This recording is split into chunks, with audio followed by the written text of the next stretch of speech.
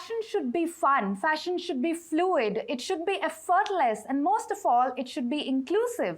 Well, here at Papa Don't Preach, it's all of that and a little bit more. I'm in conversation with the brand's founder, CEO, and the Chief Fashion Officer, Shubhika Sharma. Shubhika, thank you so much for taking time out for us today. Happy to be here, Pallavi. So, to begin with, I'm curious to understand how well you've managed to strike a chord with your target audience. I want to know more about that, be it your latest, the birthday plan that you had. You've recently celebrated your birthday, the brand's birthday, and just the way it was packaged, and so many more such instances. Tell us a little bit about what goes into the thought process behind all of these. So I think the term has been overused now, but very honestly, it is the core of what makes any brand or any company successful, which is authenticity. And by authenticity, I mean, at the beginning, it was truly just an extension of myself, because I was handling the social media for like 10 years of the brand, and the language and the communication was like, what do I want to hear from a brand? So I think in terms of when you look at R&D of how a product is launched in the market, how a social media strategy is built, the R&D keeps happening in our office. If you walk into Aloe Parel headquarters, this is the store, there you will always see like groups of like people just sitting together and hashing ideas out of, do you like it, would we like it, how will people respond to it, what's happening in the world right now. So we're very in touch with it. There is no dissonance in the sense of even when we wanted to talk about the war that is going on, there was so much conversation around how it would affect all the parties involved, like even inside. So I think when we're doing that, when you're constantly in touch with like the fabric of now, there is no way that you will not know how to talk to your people, talk to your audiences. And that's how we pick our collaborators, and more than picking collaborators, like if you talk about our Aloe collaboration, or talk about our Garfield collaboration, or talk about our 7 Friday collaboration, these are collaborators who are very organically kind of, they gravitated towards our brand because they saw that there was a synergy there. So I think that if you have a very strong identity, if you have a very clear stand in what kind of a company you are, what kind of a people you represent, what kind of a voice you represent, I think things then kind of align. But at the same time, I will not discount the R&D, which is the focus group kind of a study that we do with any idea. We're very quick with it. It's a very, very small team. So that the speed of how we can put stuff out and remove it, take it off, and like test and trial run it, I think that also really helps. When you have agencies and you wait for them to send you like their plans and strategies, that kind of kills the whole even relevance of your content. So you have to be really quick with it. So I think it's a bunch of those things. Okay, and taking that forward, you've also dropped your size labels, your women's labels. Tell us about that. So that also happened, I think, post-COVID. We didn't collaborate, but we dressed Alok Menon, and when we very, out of excitement posted about them and their work, we got so much backlash that we lost like 30,000 followers in a day. To which our reaction was, okay, all the haters, sorry to see you go, but hope you find the love in your heart. So I think when events happen, and as a team or even individually, if you can really sit down and introspect as to what is this time trying to teach me, like what lesson can me and my brand take out of it, I think the changes that will happen will be very evident for the world to see if they are done with introspection thought. So I think when that happened, we kind of realized, we cannot say that we're inclusive if we are calling ourselves a women's wear label. There has to be then a very clear representation of inclusivity of the brand by being a degendered label, that any gender can kind of wear it.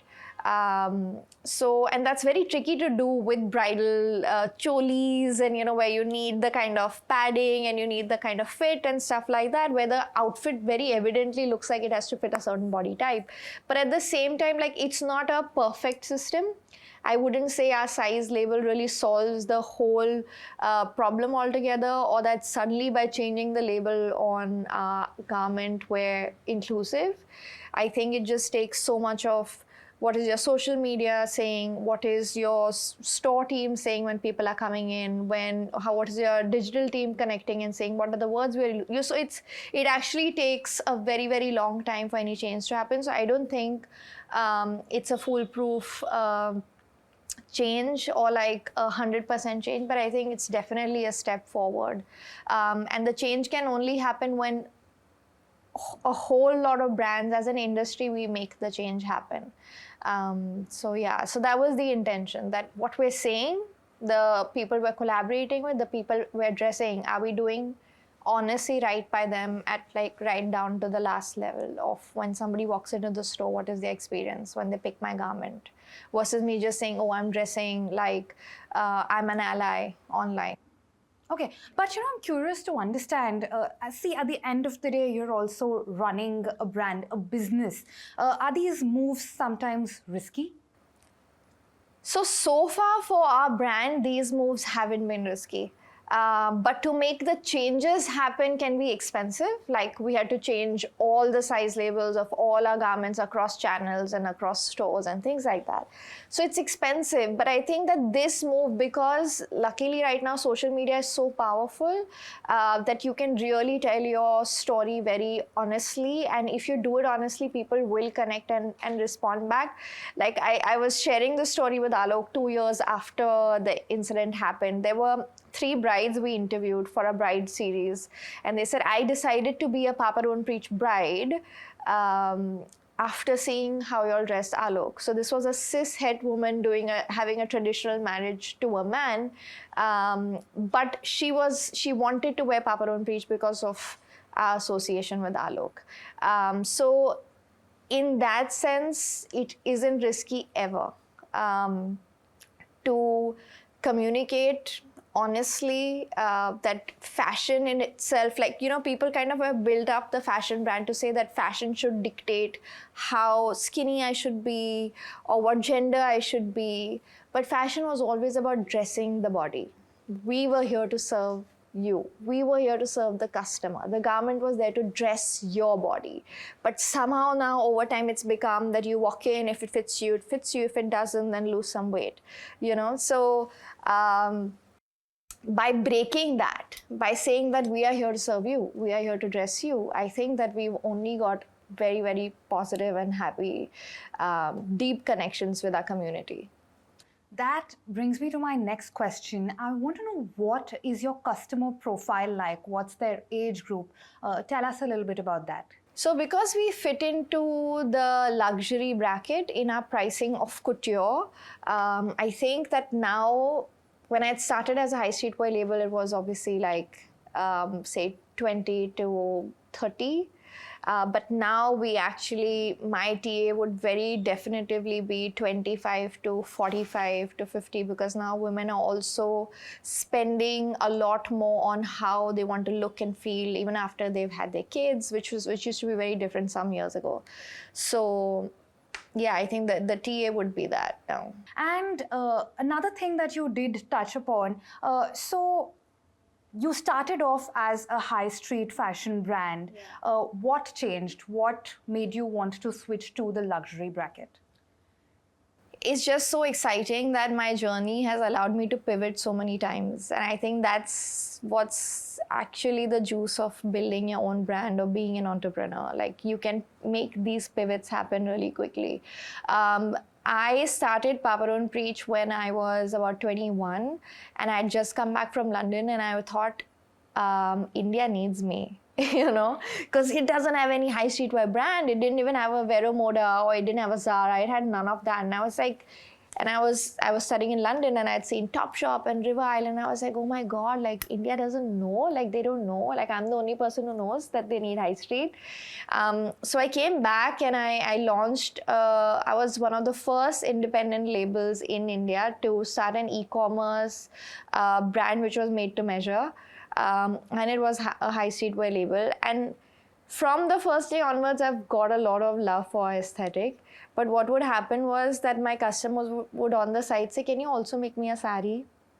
You know, because I have this to go to. Can you make a lehenga also? You know, so and I used to get damn frustrated, but I'm a high streetwear label, right? Like, why are you asking me to make Indian wear? Because when you study abroad, and I think that change has happened now, and that's thanks also to social media, that at that time, back in 2010 or 2011, we used to look down upon Indian fashion and Indian designs, and like, oh, I'm not going to study in London and come back and you know, make a sari, you know. So at that time I was like, no, I just can't do it. But of course, like then I started doing it, and then more people started coming for the Indian wear. And then I happened to walk into Sabya's store, and I happened to meet him, and I was like, this is my brand, but everybody asked me to make saris. So he said, obviously, you're in India. So when you're in India, you have to make stuff for Indians. So I think at that time I understood it very quickly in a 2-second conversation, that the country that you're in, the people that you're serving, the people that you're asking to part with their money, they're Indians, you know. And for Indians, there's nothing bigger than a wedding or Diwali or even Raksha Bandhan or even Ganpati. And what do you wear on these occasions? You wear you know. So then I was like, okay, so then I need to start making Indian wear. And I didn't feel, for 2 seconds also, I didn't feel odd, because I was like, okay, this is my aesthetic, I'll carry it forward. It was a very organic, it wasn't strategic. It was just very, very smart. I was very aware that this is what the market wants me to do. The people who I'm serving want me to do this. So then I pivoted, and I did both. We still do. We have Garfield and we still have Indian wear. So I don't think it's one or the other, if your aesthetic is strong. So another thing I do want to ask you about is plagiarism. And now, while that's of course a challenge across the industry, it's not specific to your brand, right? But in case of your brand, it is very evident. You know, it takes a split second when I walk into, say, a Chandni or anywhere else to spot a jumpsuit which is like yours, but is not yours. So, you know, tell us a little bit about how you perceive plagiarism, how much of a challenge is it to the brand, and what do you think can be done about it, if anything? Yeah. So I think people say imitation is the best form of flattery, and I get that. I think there was this whole reel that went viral from Chandni Chowk that said, "Hamare paas Manish Malhotra hai, Sabyasachi ye hai, and Papa don't hai," and at that time, I thought that had he not mentioned my name, I would have probably felt bad. Like, why was I not in the list, you know? So it's like a double-edged sword. So yes, it is flattering. Yes, it is flattering that it's so popular that everybody aspires to wear it. Everybody knows the name. At the same time, 100% it affects the business, because we're in a country that is so price conscious and price sensitive. And when you are trying to run a business ethically, and when you are trying to produce good quality products, which you very consciously do, the costs are going to be way higher than what you can get in any of these markets. With replicas. So it definitely impacts the business in the sense that even though the TA that kind of shops from these markets to the ones that shop luxury is very different, but it does, because then people say, ये तो देखा हुआ है, ये तो उसने भी पहना था, ये शादी में 4 लोगों ने पहना था, you know, because luxury is supposed to be exclusive in that sense, for the buyer to want to spend that much more on it. It impacts, but I think the only solution to that is, because our laws aren't, copyright laws aren't so strong, our trademark laws aren't so strong in the country, the solution is to just keep upping your game and keep upping your craft and keep innovating, so that people can't really catch up or can't imitate. And that's the only thing, but it bothers for sure. Okay, and you know, taking that forward, do you feel, what is the kind of feedback you get? Like you did mention that the two segments of buyers are very different. The luxury buyer and say somebody who would want a knockoff for about a fifth of the price, maybe even lower. But has anybody ever come up to you and told you that, look, I've seen so many copies of this, say the jumpsuit lying around, that it is maybe deterring me from purchasing the original? Yeah. That's happened? 100%. Okay. Because I'm saying India in general is very price sensitive. So even the most well-intentioned shopper is going to say, if I have to buy like 8 outfits for my wedding plus my whole family's, if 2 I have to buy as replicas for the smaller functions, why not? And I remember that I launched my bridal collection, and one girl, she was ready to spend a lot on, she wanted her Sangeet lehenga, and she was like, it's just that one I've seen. And it was new, so they kind of imitate, and it's very quick now how they can, the turnaround time has really shortened, and you don't know if they are your own vendors who are leaking designs out. So I think that is where the challenge is, because then you don't know who to trust, you don't know which vendors to work with, even if you have NDAs, you have contracts in place. So just giving out job work kind of gets challenging because you can't trust. So we've seen the impact of that, which is why now a luxury fashion house should not have to make so many collections, because the whole idea of luxury is slow fashion, especially with lehengas and things like that. It's not supposed to be every 3 months you have a new lehenga hanging, you know, because this is bridal couture. It's hand embroidery. It takes so long. It takes like 6 months for us to come up with an idea and then to execute and put it on the racks. And it takes like 1 month for these guys to copy. So if we were to go by how slow fashion should be consumed, how couture should be consumed, we should probably just make 2 collections a year, and the girls should feel special wearing them and not feel like ye to dekh liya hai, or you know, this to somebody else was wearing and I know she's wearing a replica, so I need something more exclusive. So can you customize it, or can you make me something new? What happens to the designs that then hang on your racks? What happens to those garments? So I think it's the whole ecosystem of it gets hit by plagiarism, for sure. So it is an ongoing challenge. Is one of the options also maybe possibly, have you thought of having a wider price range? We do, and we had to do that. I never thought I would do Pret in Indian wear. I'm doing that now. So now we have price points starting from like 18,000 and then going up to my couture, which is at like 6 lakh. So we're doing that but I mean, there'll be a stark difference. You still won't get a couture lehenga in the price point, which you will get when you get a replica, right? So, I mean, everybody is dealing with it, so I can't complain, but it is a challenge. Okay. And what's in the pipeline? You did mention some of the collaborations that have taken place so far. Any more in the works? What are we looking at in terms of expansion plans? We can't really talk about the collaborations before they've released, unfortunately, but they're really exciting. And I think that that's, for me, now at this point where the brand is more set, the teams are more set, collaborations are what kind of give me the fuel to, you know, okay, experiment and try out. So that's happening.